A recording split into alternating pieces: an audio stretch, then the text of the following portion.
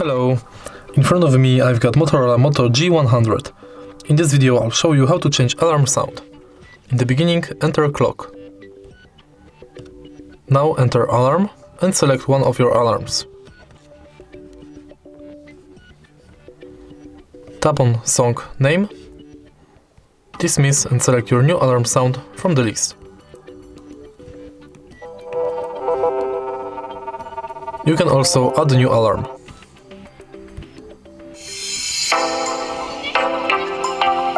Go back and it's set.